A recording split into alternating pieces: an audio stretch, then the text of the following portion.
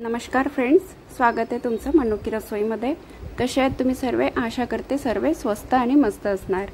तर आपल्या सर्वांच्या घरी गणपती बाप्पाचे आगमन झालेले आहे आणि बाप्पांचे आवडते असे मोदक आहे हे आपण जे बनवणार आहोत। तर बघू शकता तुम्ही इथे मी पान मोदक बनवून घेतलेले आहेत। खूप छान बनते हे मोदक। स्टफिंग तयार करून आपण हे पान मोदक तयार केलेले आहेत। तर बाप्पांना पण आवडतेच, पण तुम्हा सर्वांना सुद्धा हे आवडेल। तर चला आपण याची रेसिपी बघून घेऊया। आणि माझ्या चॅनल सबस्क्राइब केलं नसेल तर प्लीज सबस्क्राइब करून घ्या। तर इथे मी खायचे पानं घेतलेले आहेत, जे विड्याचे पान नसतात ते छान धुवून स्वच्छ रुमालाने पुसून त्याचे असे कात्रीच्या साहाय्याने आपण छोटे छोटे तुकडे करून घ्यायचे आहे। आणि त्यानंतर आपण यामध्ये टाकणार आहे 2 चम्मच पिठी साखर आणि सोबतच इथे टाकणार आहे आपण अर्धा कप किंवा अर्धा वाटी दूध घेणार आहे। बघू शकता तुम्ही अर्धा वाटी दूध घेतलेला आहे आपण। आणि त्यासोबतच इथे टाकणार आहोत आपण हिरवा रंग, जो इथे पान फ्लेवरचाच घेतलेला आहे। तर तुमच्याकडे असेल तर ठीक आहे, नसेल तर तुम्ही साधा हिरवा रंग सुद्धा टाकू शकता। आणि याला छान मिक्सर जार मध्ये आपण बारीक करून घेऊया। आणि त्यानंतर लगेच आपण गॅसवर एक पॅन ठेवूया आणि त्या पॅन मध्ये थोडं मी 2 चम्मच तूप टाकलेलं आहे। आणि 2 चम्मच तुपामध्ये आपण इथे डेसिकेटेड नारळ जो असतो ना, बारीक खोबरा किस, तो आपल्याला घ्यायचा आहे। तर मी इथे 1 वाटी खोबरा किस घेतलेला आहे आणि या खोबरा किसला तुपामध्ये छान भाजून घ्यायचा आहे। तर इथे खूप जास्त भाजायचं नाही, पण याचा हलकासा रंग चेंज होईपर्यंत याला छान भाजून घ्यायचं आहे। आणि आता यानंतर आपले रोज मोदकचे व्हिडिओ येणार, तर रोज तुम्ही नक्की बघा, मनुकी रसोईमध्ये बनवून राहा। व्हिडिओला सबस्क्राइब केलं नसेल तर प्लीज सबस्क्राइब करून घ्या आणि लाईक शेअर सुद्धा करायला विसरू नका। तर बघा, एकसारखं आपल्याला चालवत राहायचं आहे, नाहीतर जळण्याची शक्यता असते, कारण हे डेसिकेटेड नारळ आहे। तर बघू शकताय तुम्ही इथे माझी मुलगी पण माझ्यासोबत बोलता बोलता मी हे काम पण करत आहे।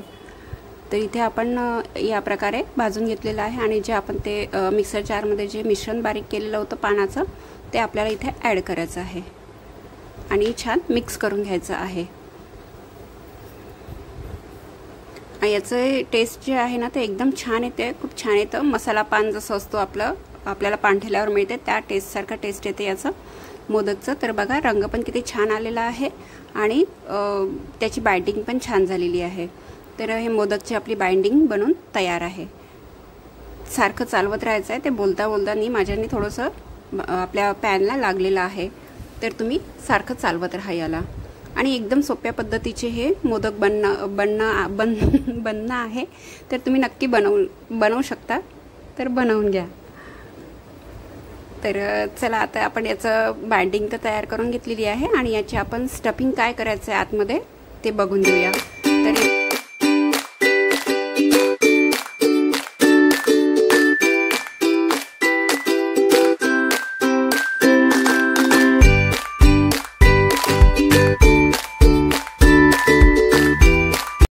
तर आपण इथे आता स्टफिंगचं साहित्य सुद्धा बघून घेऊया।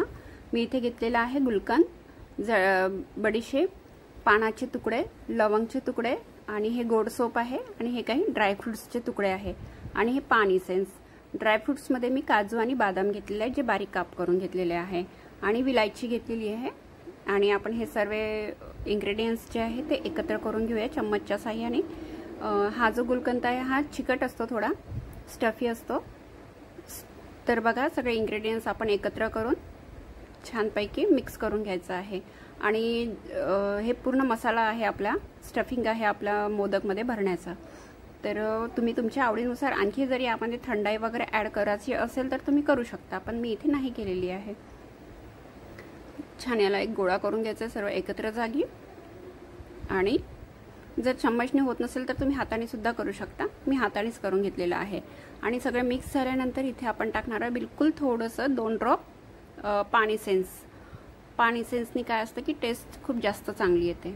तर मी इथे छान परत मिक्स करून घेत आहे हाताने आणि याचे इथे आपण असे छोटे छोटे गोळे तयार करून घेऊया, म्हणजे आपण स्टफिंग करताना आपल्याला भरायला त्रास होणार नाही, म्हणून आपण सर्व गोळे तयार इथे करून घेऊया। तर जेवढे होईल तेवढे बनवून घेऊया।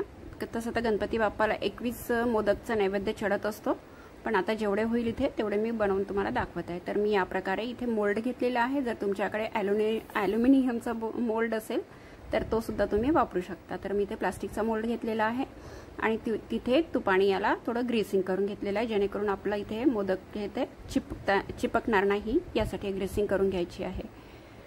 तर बघा, यामध्ये स्टफिंग जे आपण बाइंडिंग जे आतमध्ये केलेलं होतं ते छान आधी भरून घ्यायचं आहे। नंतर इथे असं जे स्टफिंग आपण तयार करून घ्यायचं ते भरायचं आणि त्यानंतर वरून इथे परत हे बाइंडिंग आपण भरून घ्यायचं आहे आणि याला थोडं प्रेस करून हलका प्रेस करून नंतर याला मोल्ड खोलून मोदक बाहेर काढायचा आहे। माझ्या हाताला तूप लागलेलं आहे म्हणून साच्यातून ते हातावरून घसरत आहे। तर बघा, इथे अशा पद्धतीने आपला मोदक बनून तयार आहे। तर दिसतंय ना किती सुंदर दिसतंय, किती छान दिसतंय, तसंच खायला सुद्धा हे टेस्टी आहे। तर या प्रकारे आपण हे बाकीचे मोदक सुद्धा पूर्ण फिल करून घेऊया। कशी वाटली तुम्हाला ही आजची रेसिपी? नक्की कमेंटमध्ये सांगा मला आणि शेअर सुद्धा करा।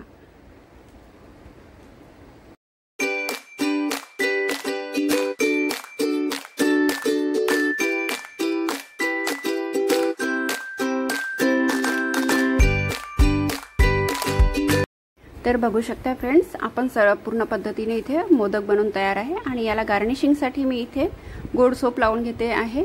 जर तुम्हाला इथे चेरी पण सुद्धा लावू शकता तुम्ही, किंवा तुम्ही इथे जो फॉइल पेपर असतो ना आपला मिठाईवर जो आपण लावतो सिल्वर पेपर, तो सुद्धा तुम्ही इथे लावू शकता। तर मी इथे बडीशेप लावलेली आहे आणि याला छान गार्निश करून घेतलेले आहे। बघू शकता तुम्ही। कसं वाटलं तुम्हाला आजचा व्हिडिओ? आवडला असेल तर नक्की तुम्ही ही रेसिपी आणि हे आपल्या बाप्पाला खुश करण्यासाठी मोदक बनवून बघा। आजच्या नंतर आपल्याकडे 10 दिवस आहेत गणपती बाप्पा, त्यांना रोज छान छान पद्धतीने वेगवेगळ्या पद्धतीने मोदक प्रसादाला चढवा। तुमच्यावर खुश होईल, आपल्या सर्वांवर। गणपती बाप्पा मोरया, मंगलमूर्ती मोरया। तर चला भेटूया नंतरच्या व्हिडिओमध्ये, नंतरच्या रेसिपीमध्ये। तोपर्यंत धन्यवाद आणि बाय बाय।